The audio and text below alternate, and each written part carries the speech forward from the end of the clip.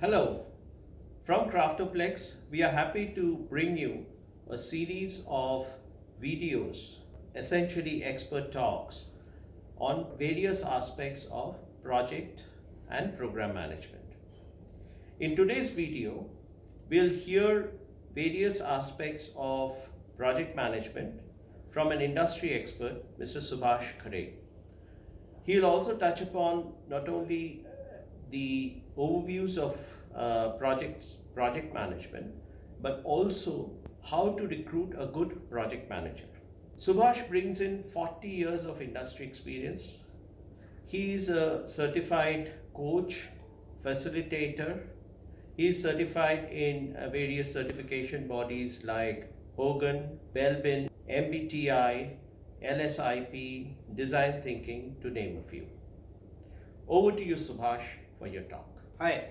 So today we are going to look at how do you hire successful project managers? What is the success profile of a project manager? Especially when you are hiring from outside, when you are interviewing candidates for the role of project manager, what should you look for in those people? So let's start by understanding what is a project. I have a very simple definition of the word project. Project is something which has an end date, which has a predetermined end date. And if there is a predetermined end date, there has to be a start date. So project has end date, start date, and the scope, which is what is to be achieved between start date and end date. That's the scope. Any project will have these three items: end date, start date, and the scope. Now let's jump to the output of the project. Project is trying to create an output. And when we think of the output, which is always predefined and often defined by the customers of the project, you can define quantity of the output, how much will be created. You can define quality of the output, and you can define timelines. And all this is part of the service level agreement, which is called SLA, or statement of work, which is called SOW. And typically between a service provider and a customer, these contracts are signed so that there is enough clarity. So the project is really conceived by the project manager by understanding the SOW, by figuring out what is the output which is to be created, what is the end date, what is the start date, and what is the scope. Then comes planning, project planning. So the first step, once the project is conceived, is project planning. And project planning is really about identifying what are my variables and what are the constants. Variables are the ones which the project manager has some play on. Project manager can vary their values in order to create the output and in order to optimize the project. Constants are those which are non-negotiables. Constant should not be varied. So what could be a constant?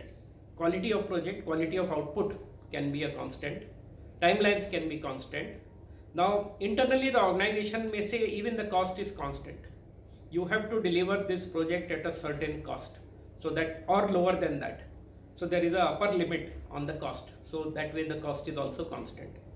What are the variables?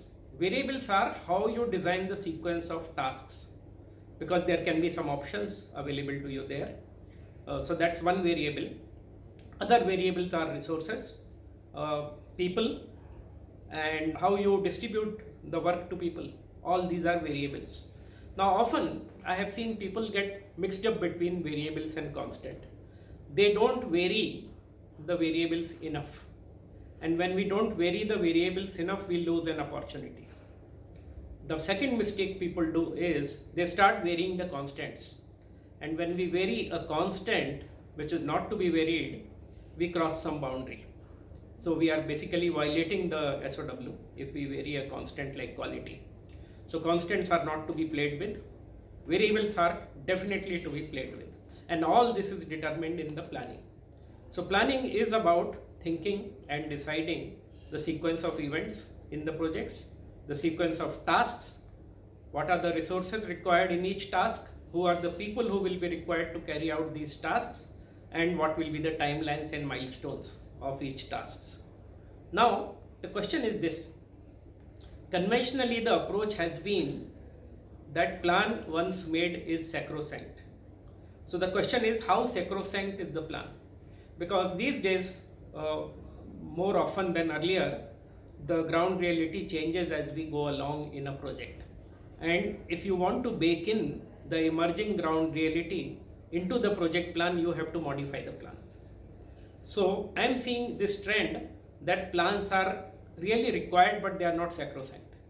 We know that plans will change and we should have a place to change the plan. We should be mentally prepared to change the plans. As somebody has beautifully said, plans are useless, but planning is indispensable. So planning is absolutely required, knowing very well that the plan which I am making is likely to change. So the first quality of the project manager is ability to make a plan and ability to change the plan when required and not be bound by the plan, not be limited by the plan. Therefore, the planning is a dynamic process. It's not that first you plan, then you stop planning and then you execute. Actually, when you are executing, you are still planning and looking for a change in the plan, improvising the plan, optimizing the plan, and making it more and more relevant. Then comes managing resources. Once project goes into execution, availability of resources, checking that you are not wasting the resources, you are optimizing the consumption of resources, because the cost is directly proportional to the consumption of resources. As you manage time and resource, you manage cost. In fact, managing time and resource are the prime ways of managing the cost. Now, it may appear that project management is all about logic, rational thinking, calculation, mathematics, analytical, and all that. But project management is also about feelings, emotions, and intuition, because there are people involved. So when people come in and they carry out tasks, they need some clarity about what is my task, what is my role, what is the output I have to create, what is the play I have, what can I change, what I should not change, what is my variable, what's my constant. And project manager gives all this clarity, only that much which is required and nothing more to the people. Because if you give more clarity than required, it stifles them. If you give less clarity than required, then they can't work effectively. So give just the right amount of clarity, and that's where intuitiveness is very, very important. Then people need to be motivated as they are working. Here comes the softer side of project management. How can you provide extrinsic motivation? How can you kindle their intrinsic motivation? How can you keep them inspired? And the project should have sufficient level of challenge for people so that they draw a meaning out of that. It's personally a meaning making mechanism for each member of the project. And finally, customer management, because customer may have some emerging clarity, emerging reality, and they may come with some change of requirements, some feedback, and that may make our project plan go haywire, and therefore customer expectations are to be managed. And for that, there should be a logical approach to managing customer expectations. There should be a feeling based approach to managing customers' feelings, and intuition and relationship management and things like that. So project manager actually juggles multiple balls simultaneously. Project manager looks at project planning, managing resources, managing people, managing customers, and managing dependencies and risks. Let's understand dependencies and risks.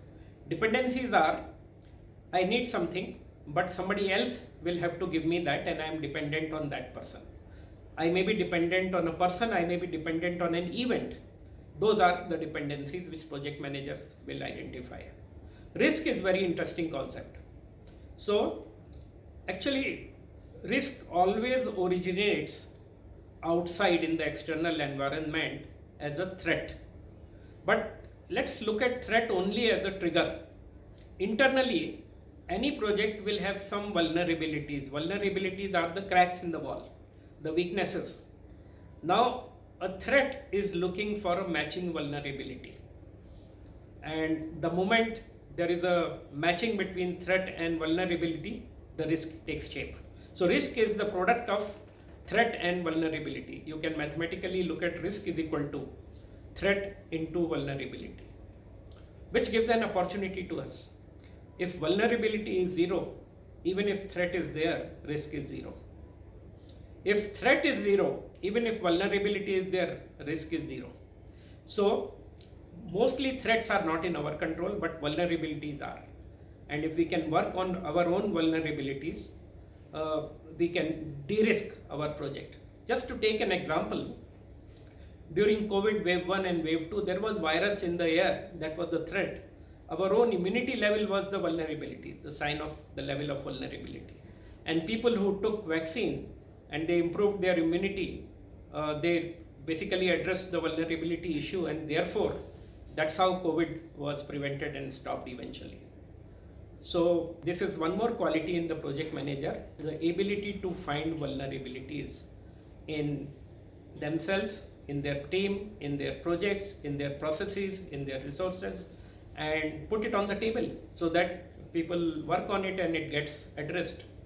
At the same time, keep your eyes open on the threats in the environment. Threats can come from customer organization, threats can come from suppliers, threat can come from market, threat can come from anywhere, threat can come from the environment. But if we have mapped our vulnerabilities to the threats and we can work on the vulnerabilities, then we can de-risk the project. Now, I created a mechanism for finding vulnerabilities which I call as project pre-mortem. Pre-mortem compare with post-mortem. Post-mortem is done when the project is over and you find out what went wrong, why the project failed, if it has failed, and how can we learn from it and correct it next time. Pre-mortem, as against post-mortem, is done when you kick off a project and you have some key people on board.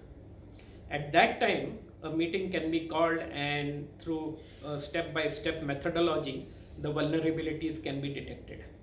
These vulnerabilities, once detected, are mapped to the possible threats, and that's how risk planning can be done. Now, risks are to be mitigated, and there can be multiple techniques of mitigating the risk. For example, you could reduce the probability of occurrence of the risk. That's one way of mitigation. Second, you can reduce impact on you. It's like it's raining, but you can hold an umbrella. So you reduce the impact. So reduce the impact. And third is you can completely nullify the risk by resolving the vulnerability, by plugging the vulnerability. So dependency management and risk management is another aspect of project manager's success profile.